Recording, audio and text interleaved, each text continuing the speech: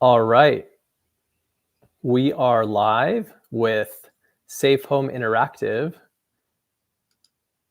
Please let us know if you are on the stream. Drop a comment in the chat. Let us know you're here. We'll get started in just a moment.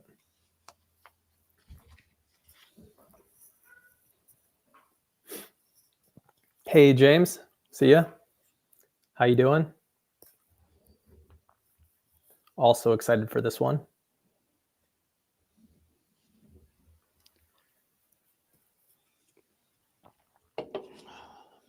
Looks like we have some viewers coming in.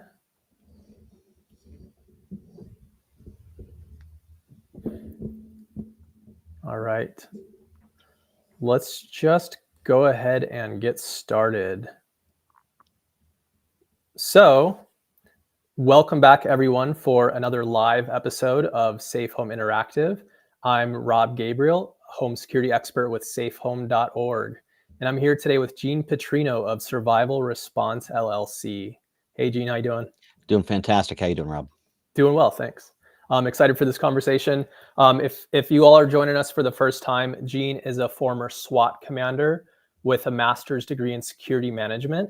In addition to leading a SWAT team, Gene has worked as street crimes unit sergeant, multi-agency gang task force officer, and in internal affairs working on specialized investigations.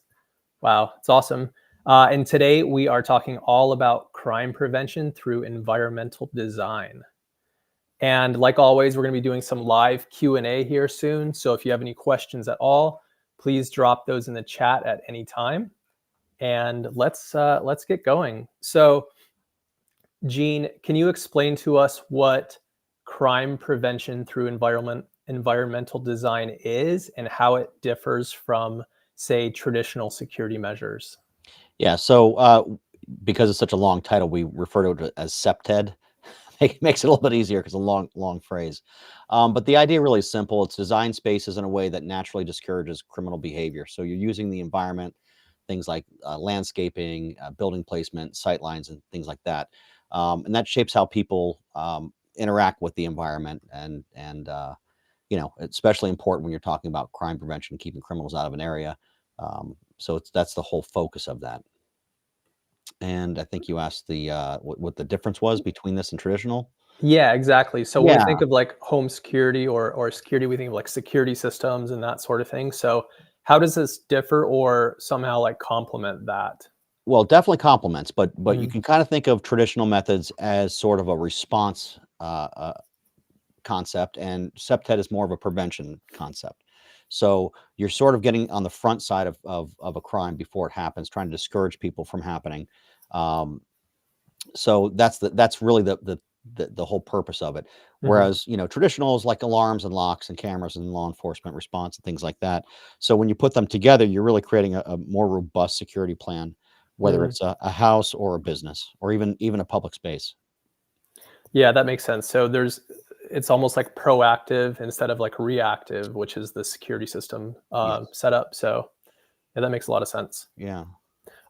So when did this? How did this system come about? When did it become popular? I think of like, Oof. maybe way back in the day, like circle the wagons. Create that like safe space. Well, you know, I can't say that it went that far back, but I guess it probably did in some ways. But it really was first talked about by a journalist,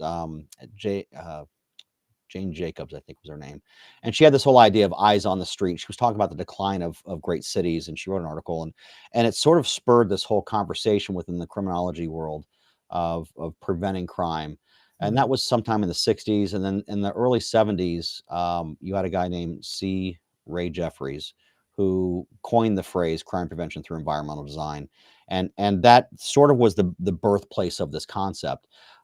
In the beginning of this, it really started creating some waves because it made everything as if they want to be turned into a fortress. You know, we Mhm. want to have, you know, all these things to block people from coming and keep them moving in a specific format. And it sort of, I think a lot of people liked it, but you had an equal amount of people that we're thinking, we don't want our homes, our schools, our public areas to be so restrictive that it's uncomfortable. So over the course of, a few decades, it's evolved into something that it is now, which is a lot softer as far as aesthetically.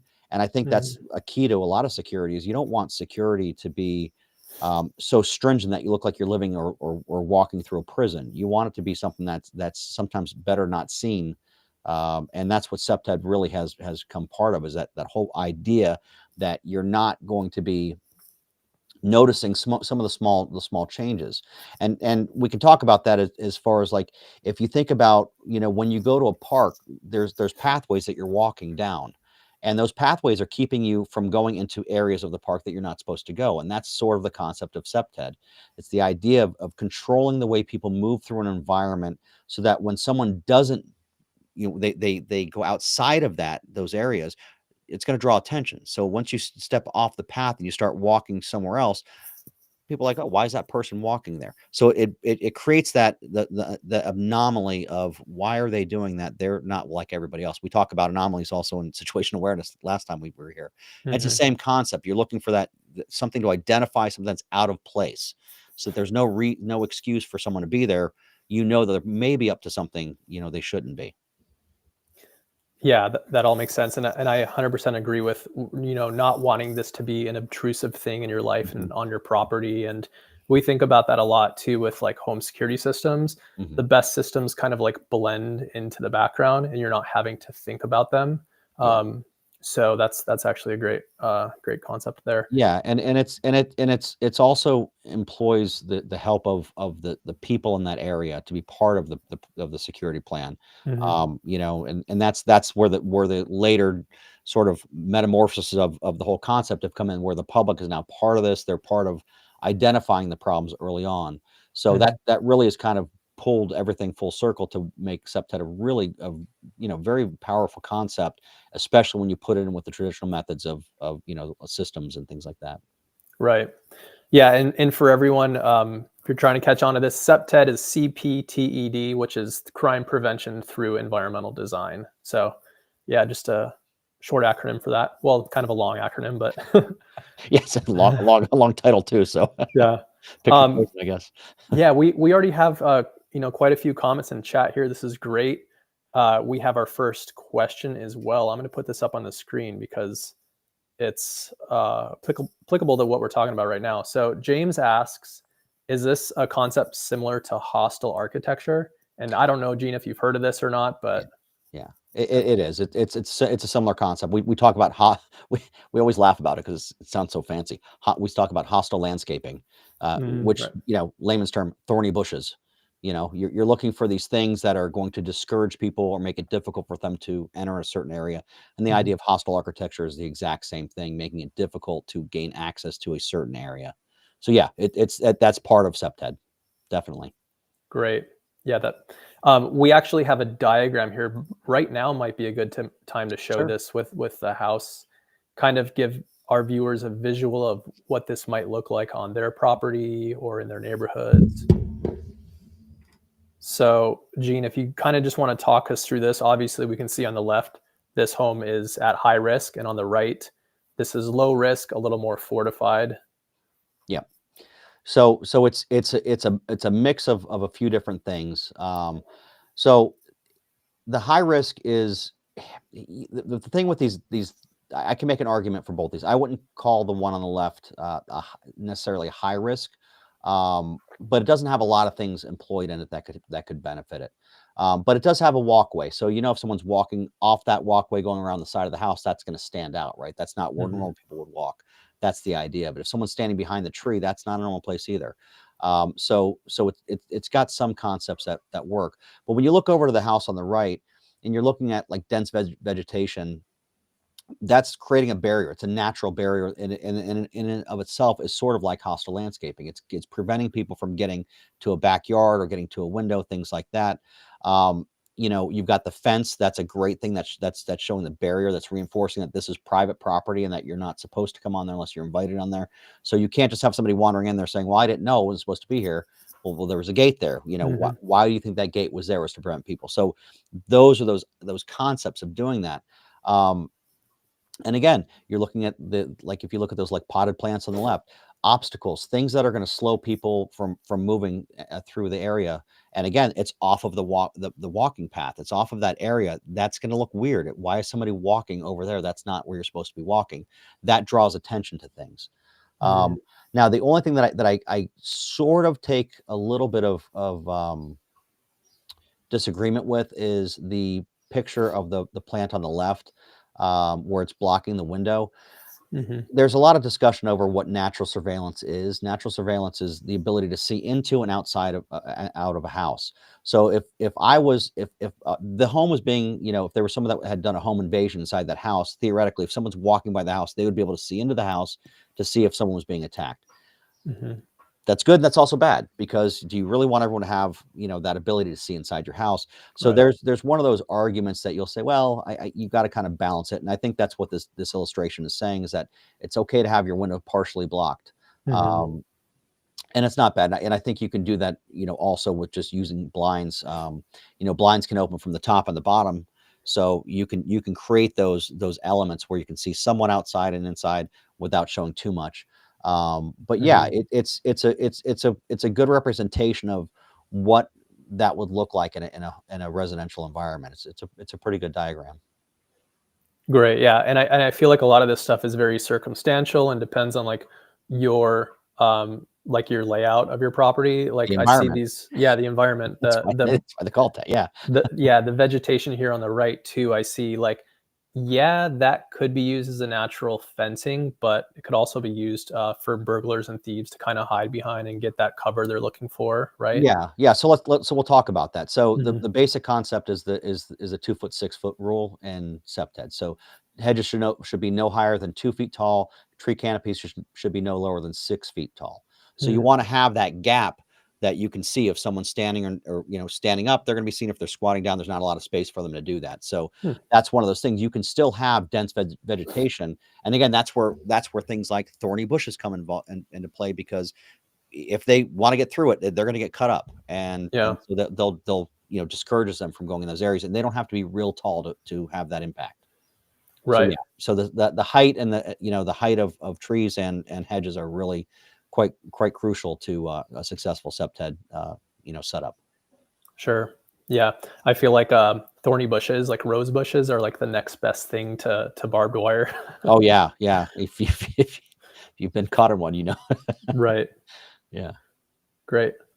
We have another question here. This one is from Senior Living. Hi, Senior Living. Let's see if this shows. Okay. Yeah. Would love to know if you have any stories about burglars, criminals trying to navigate these kinds of environmental designs. Almost feels like an obstacle course. Agree? Yeah. Yeah, I don't know if they it's funny to think of it that way, but remember, the criminals are cowardly. They don't want to get caught. They're trying to do everything as surreptitiously as they can. So the obstacles, they're just going to start going from one to the next to try to find that available vulnerability. Hmm. So it's not like Mission Impossible, where they're breaking in, rappelling through the ceiling and trying to get through the laser alarm Right. system. I don't think it's anything like that. But I'm certain that there are probably some people out there thinking, "Oh, I can get around this," and they will. And that's the whole idea with security, is that you want redundant systems. You don't want just one thing and say, "Oh, I've got thorny bushes, so I'm protected." No, you still need to have lighting, cameras. Still need to have good locks on your doors. You still want to have the alarm systems and all these things in place, because they're redundant. If they bypass one, they've got to deal with the next one. And the more levels and layers of security that you have, the more difficult it's going to be for them, and they're going to walk away. And that's Hmm. why, again, I think we talked about it before, but even just having something as simple as signage where it says this home is protected by video surveillance or an alarm system, or if you have whatever brand of alarm system that you have, having a sign up in your front window, that's been shown to discourage burglars from going to that house. So Hmm.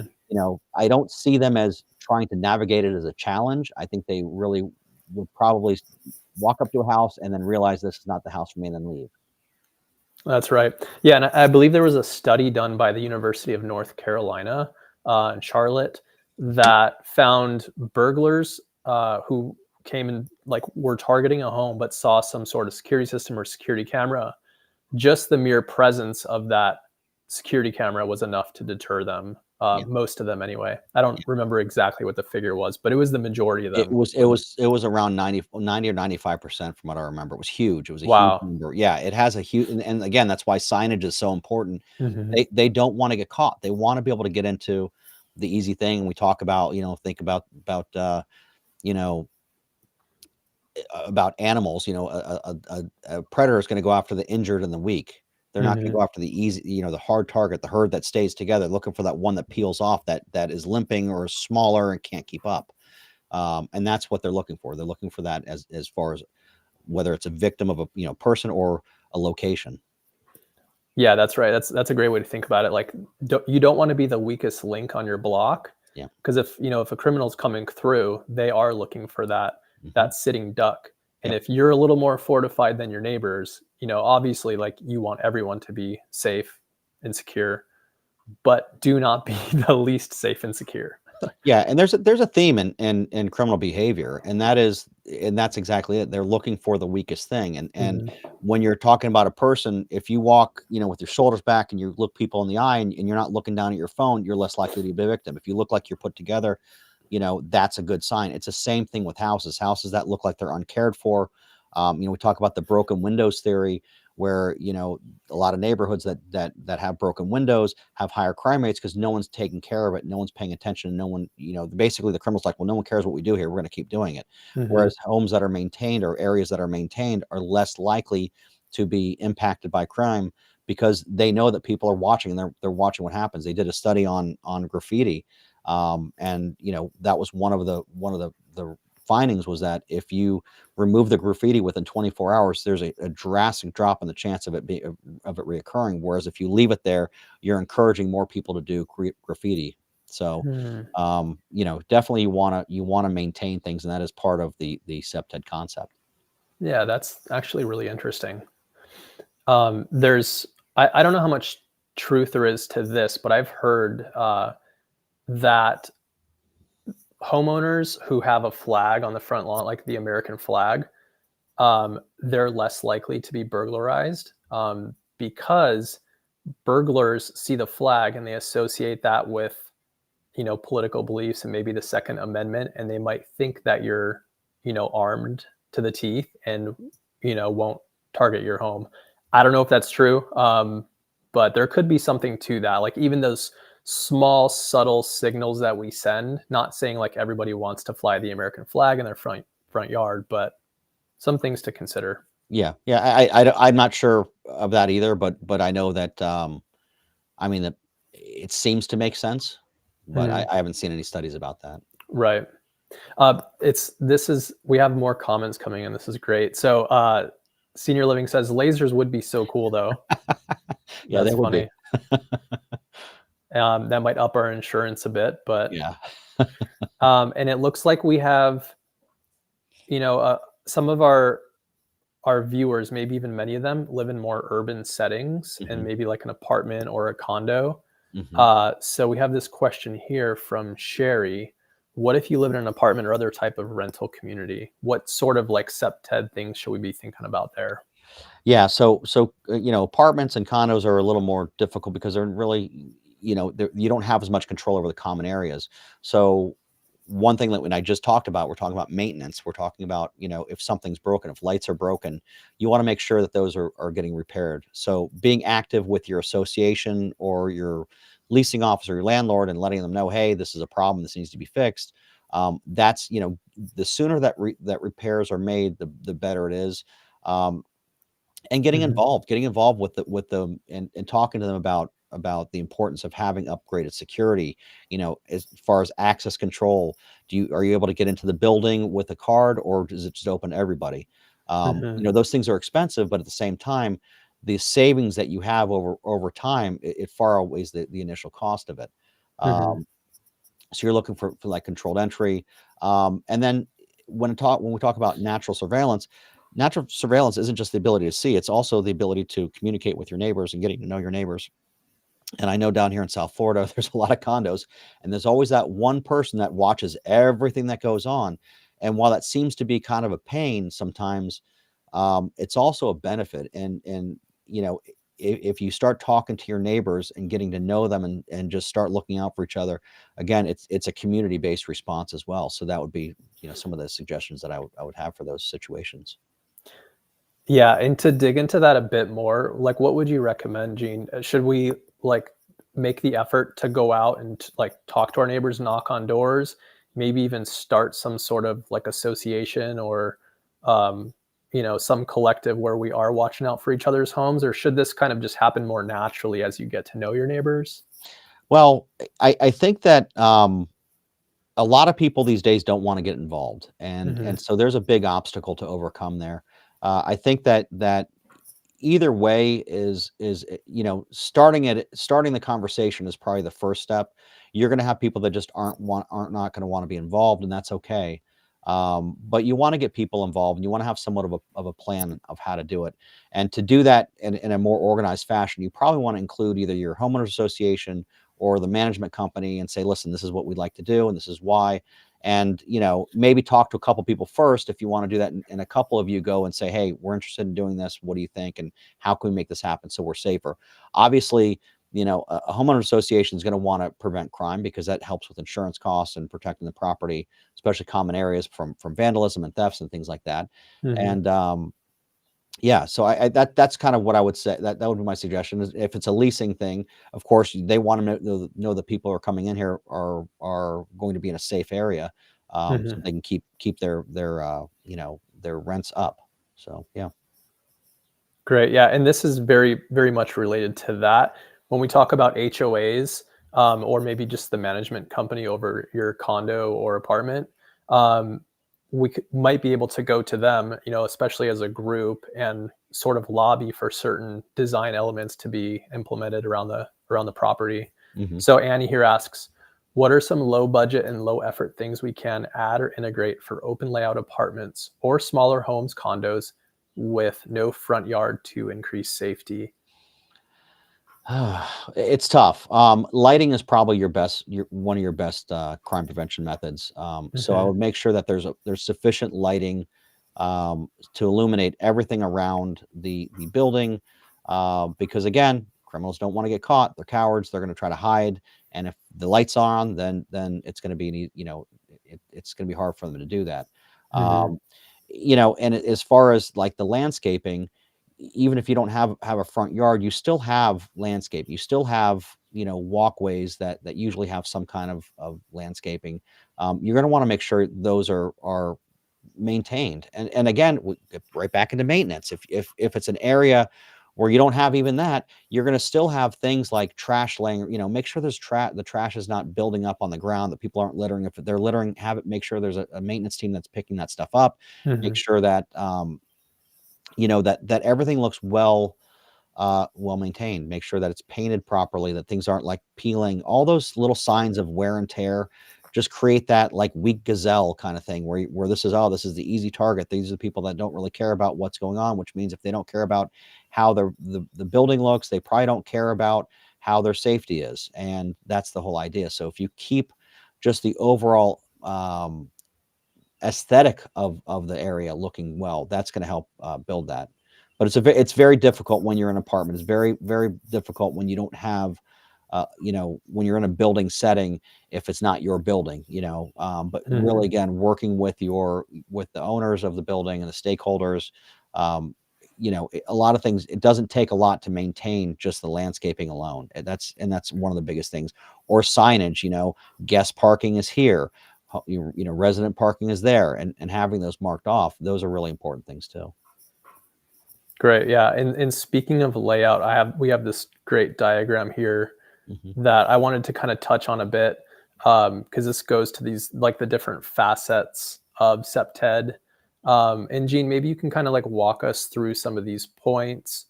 Like we have natural surveillance. We talked about that already, and there's some here that we might not have touched on yet. Yeah. So natural surveillance, again, think about sight lines. Can you see in? Can you see out? That kind Mm, of thing. We see this a lot. You know what I really noticed this a lot lately is a lot of the new Starbucks that are being built are pretty CPTED compliant. big windows, not a lot of signage on the windows, so they're not blocking the view. The landscaping is really pretty short, so there's no place to hide, and they're really good lighting. So that's just one example of what I see lately. But natural surveillance is really important. So that's that clear sight line, inside and outside of the building. We talk about, like directives, which has more to do with the behavior of the employees and staff. How to identify people who aren't supposed to be where they're supposed to, they're not supposed to be in a certain area. So if they were to go to the back of that building, if you look here, there's no really clear walkway. Once you get to that back corner, it stops. And just kind of going back there, that would be a weird thing. So if an employee sees that, how do they respond to that? Something that you want to talk to employees and train employees to do that with. So that would be that directive section. Natural access control. Sidewalks are really great. In nighttime, you can have them lit up, things like that.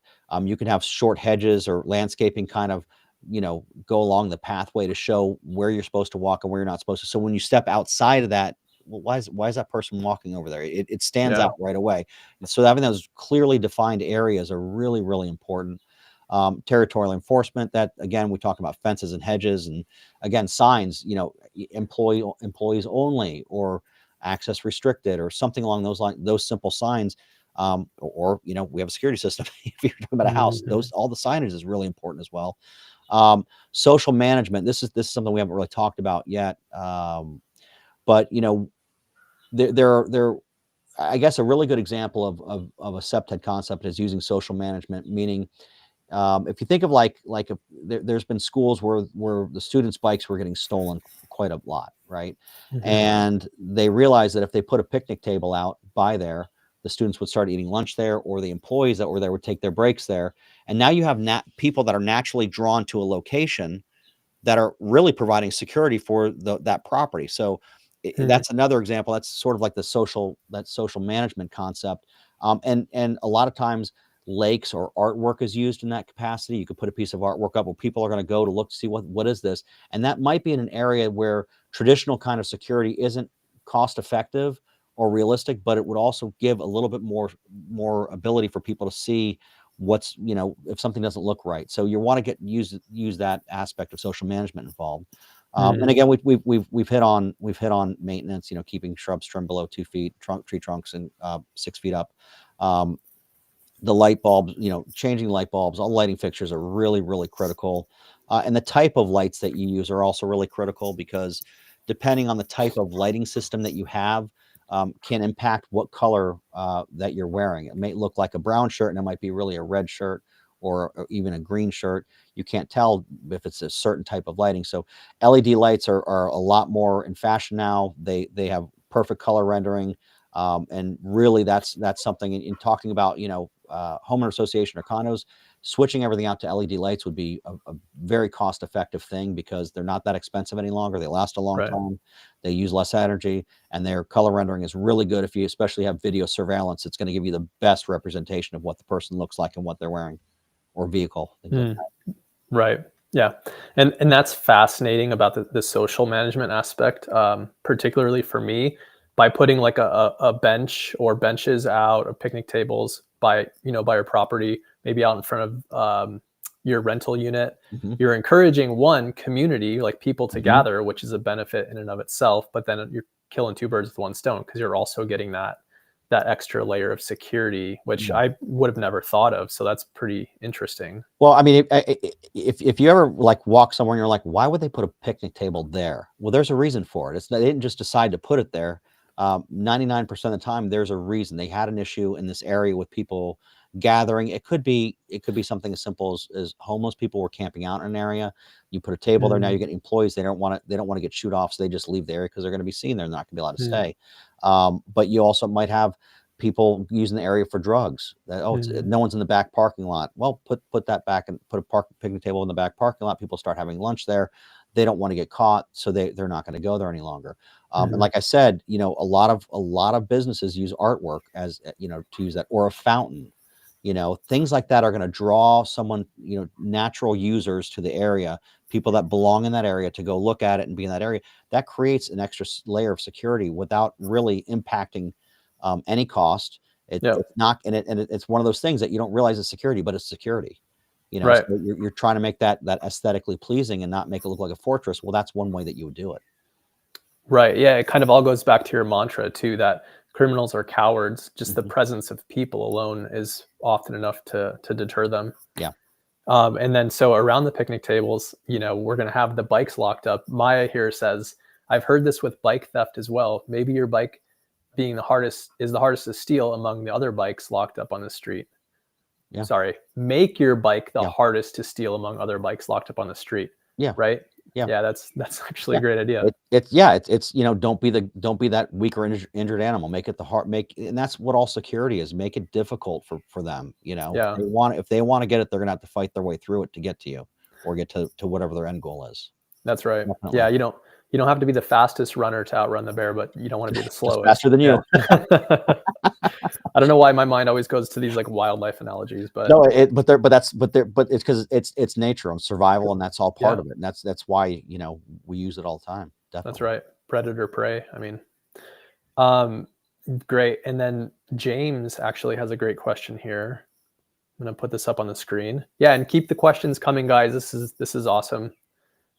This one is, what are your thoughts on combining real security cameras with dummy ones? Great. I think it's great.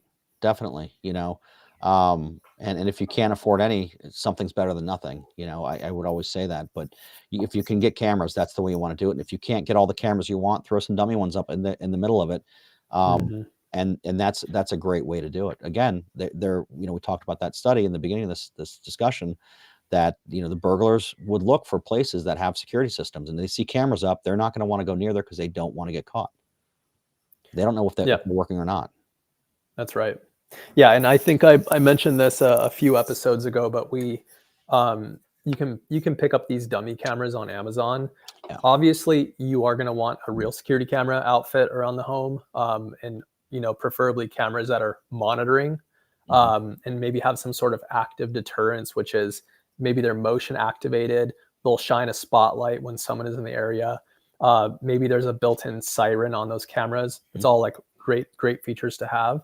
But this is a dummy camera. It was like $10 on Amazon. So yeah, you very well could mount these around your home in addition to actual functioning security cameras. Of course, I agree with that point. Yeah. Another question from James here. He says, some smart lights allow random on-off lighting patterns to simulate movement through the house. Do you consider that a useful feature when combined with other measures, or more of a gimmick? And just real quick, I will say that this could be a great feature to have, especially if you are leaving town on vacation or a business trip and your home is going to be unoccupied.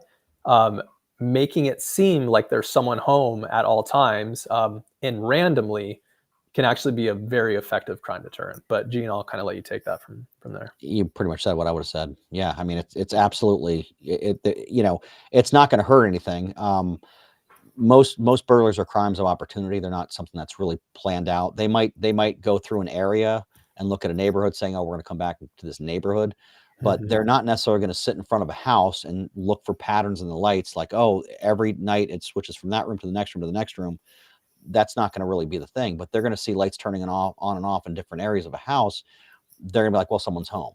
So it's definitely a benefit. It's, again, another layer of security. And I think they even make light bulbs that mimic TVs, like the flashing of, like, the changing of a TV screen. There's all kinds of things that you can add. And again, it's what you're comfortable with. Do you want to like have so much stuff? And it is a lot of work to do a lot, but to have so many different layers. But your basic ones, have good lights, good locks on the house, and things like that. Make sure that there's good natural surveillance, all the stuff that we're talking about today with CPTED. You do those things and you drastically decrease the chance of your home or business being burglarized. That's right. Yeah, this actually makes me think of that scene in Home Alone where Kevin's like pulling the, like the cardboard cutouts and has the lights going and all that. Yeah. And Annie here actually says we have to design our homes like Kevin from Home Alone. Exactly. Yeah. Wouldn't hurt. Maybe, it definitely wouldn't hurt. Maybe no blow torches or the hot car thing might not be the best. Yeah, the tar and feather one. But yeah, that's right.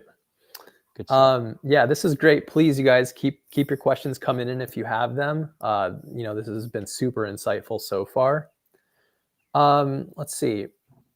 Yeah, can you maybe like talk about SEPTED in more of a like stepping away from residential and more like, big events, whether it be concerts or, political campaign rallies, that sort of thing, where SEPTED can be like especially useful or important? Well, there was a park in Tampa, that they used to do, they applied septic to. It was a high crime area, um, and I'll talk about that because it sort of goes into event planning as well. When you're Hmm. looking at large open spaces, how do you help people move through an area effectively so that it can stand out and all those things, and they had a huge impact. I'm trying to think, it was like Al Lopez, or I think it was Al Lopez Park in Tampa, Hmm. and they applied septic. They put a lot of money into the park, redesigned it, and they used the input from the neighbors around the park as well. It wasn't just the city going, "We're going to change this." They talked to the neighborhood what would be effective in their eyes, because they're the ones that see what's going on. So they took their Mm. input, used that input from the public. What would you like to see in the park? Where do you see the most trouble at? Things like that, and they redesigned the entire park and drastically cut the crime that was going on there, Wow. because of that. So it really is a very effective tool. I think it was like 70% drop in crime within 6 months of implementing this whole program. So it had Wow. a huge amount. It made the people that lived around the area proud to be there, which now encourages them to get involved if there's a problem, if there's a maintenance issue. And again, it's that whole group dynamic, having the community come together to work collectively to make it a better environment for everyone that lives and visits a certain area. When you're Mm. talking about event security, it's the same kind of thing. You're gonna want to have clear signage. You're going to want to be able to filter everyone through a certain area. I was at the Miami Open a few weeks ago, and their security was very septet oriented. It was very focused on the way that they moved people through the crowd. It was very clear walking past where you were supposed to be, where you weren't supposed to be. The lighting was great, security was great. Um, and that's how you kind of put all that in. But it goes into like where the stage is going to be placed. Mhm. Um, where the lighting's going to be placed, and barriers and things like that. So you're creating that environment with you're kind of creating an environment within the environment. Yeah. But yeah, it's very effective that way as well. Yeah, and I've heard too that, and you can see for concerts or any kind of big event, they'll a lot of times have like the zigzag queuing or the lines, Yeah, instead of just like just straight up to the fence kind of deal. And that'll cut down on, people like pushing forward or, running through or whatever that might be. So I believe it. almost like hurting, you're in a way like hurting people like cattle, right? Yeah, Um, to like make the place safer, I guess. yeah, Yeah. I believe that's called a chicane. Okay. And if you look at a lot of think about really a lot of soft targets, like schools or churches, hospital. I mean, maybe not so much churches, but think about like a hospital. You don't just drive. There's not a direct route to the front door. Usually, it's like a roundabout that you got to go around and things like that. The whole idea is you want to slow traffic so they can't ramp. They aren't going to be able to get enough speed to run Mm. through it. They've got to kind of go around things, and it's the same thing with moving people through a crowd. You want to slow them down, so that there's a little bit more control in how they're moving through that environment. It's the same concept. Yeah. In James asks here, such a great point. Our neighborhood gets together to garden the common areas, and it's made a huge difference in neighborhood engagement since we started. I totally believe that. Um, Kind of like playing off this a bit, Gene. Mhm. Maybe can you suggest some other like community activities or other reasons to kind of gather and make that difference? I think gardening is a great one. Yeah. That definitely is one, and I think it really depends on where you're at. Gardening may not be effective in certain areas as others. Um, but I think it's more individual to the community. Some communities aren't going to be a gardening community. They might not want to be involved in it, but you don't know until you try. I think it really, where you start with what would work is having the conversation and start to talk to people about it. You have to get involved. One person can make a massive difference over time. And that's sort of the idea, is that, getting involved is the first step. So whatever the concept is, whether it's, a barbecue where everyone, it's even like a potluck barbecue outside where everyone brings a dish and get to know your neighbors. My old neighborhood, every Christmas Eve, we would have a big block party, and it was a great time for everybody in the neighborhood to get together. We all knew each other, and we talked to each other, but that was that extra layer that we're like, you understand people on a more personal level, not just waving at them as you say, as you drive by them. So anything that gets the community involved in talking, and sharing their concerns together, is important. So it could really be any number of things. Yeah. And I feel like a underlying theme of this whole conversation so far has been get involved, like communicate, participate, Yeah. engage like your neighbors in the Mhm. community. When we have like 4th of July here, I'll get to know 10 of my neighbors that I didn't know before. Like every year, I feel like Yeah. I'd meet more people because we're out lighting fireworks in the street and people are walking around and we're talking. So yeah, those types of like holidays too could be really helpful. Yeah, the holidays are always a good reason, Mhm. for everyone to get together, but it doesn't have to be just that. It could be any number of things. You could do a Taco Tuesday night and everyone come together, in a common area for tacos. It could be anything, very simple things. It doesn't have to be anything that's that high key. Right. But yeah, just any communication and getting to know everyone is really critical. Right. Yeah, and Monica says, this is a great talking point. Our neighborhood watch group isn't that active anymore, so these are some good ideas to generate more interest. Yeah. Well, That's I a mean, great idea. everyone thinks that it's really, a lot of work, but you're just talking to people. You're just, "Hey, Mhm. how's everything?" Even just having the conversation. I think that we get so bogged down, in our own lives that we're not looking outside and seeing what's happening with the neighborhood or with our neighbors. And, if you wanna build a strong community and a safe community, it starts with communication. Mhm. Where, Gene, would you say that CPTED falls in like the priority scheme of like, obviously we want to have like a home security system set up, security cameras, CPTED. There's this idea of like a layers of security, right? Is it okay to have like one and not the other? Are both necessary? Maybe talk on that a bit. Well, I mean, I think they're both necessary. I think they both have a place, Mhm.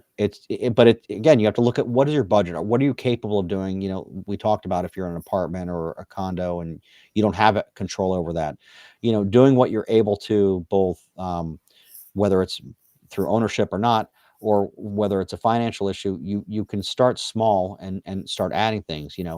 When you're talking about, from a traditional standpoint, you can go buy some 3-inch screws and upgrade the hinges, with longer screws in your doors. That reinforces your doors. It's a very simple, low cost, effective thing that you can do. Mhm. That's one thing. You can start changing slowly. All right, I got a little extra money. I'm going to put a solar powered light, motion sensor light in my backyard. So now if someone comes in the backyard, it's going to go on. That's the next thing. Well, I don't have a Mhm. lot of money right now. I'm going to get like a lower cost non-monitored alarm system for now. At least I've got an alarm system and it's going to come with a sign. I'm going to put that sign up.